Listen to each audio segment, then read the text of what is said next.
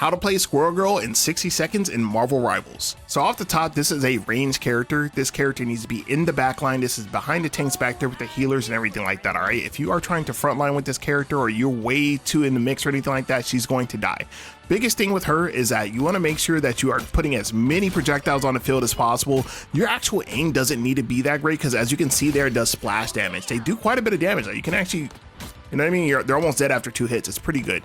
Big thing with Squirrel Girl, guys, is that her defensive options aren't that great. She can press L1, which bounds her in the air, but as you can see, her arc is pretty linear. That can be called out pretty easily. Now, one thing that's pretty cool about her is her L2, which throws that nut out. Pause. But anyway, once they're stuck in the ground, they're actually stuck in the ground for a pretty good duration. So if you keep throwing those from the backfield, you eventually will hit somebody. Now, the only other thing that she has is her R1, which allows her to essentially use one of her special abilities back to back. I like to use it to throw out the nuts over and over again, so you can have 2 on the field at any given time. So you do that, and boom, you press R1, you do that again. Or you can do L1 twice if you need defensive options, but L1 really honestly isn't a defensive option. If somebody's on top of you, you're kind of fucked because you can try and fight back, but they can maul you really easily.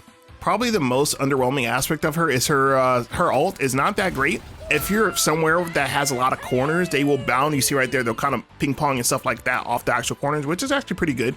But overall, I think she's a solid mid-tier character, and she is super good at choke points. If you're somewhere on a stage where they have to go down this alley, they can't flank you or anything like that, she is so clutch. She can do an immense amount of damage, and I think she's a really great starter character, so make sure you check her out. Let me know what you think down in the comments. Like, comment, subscribe. Check me out on Twitch.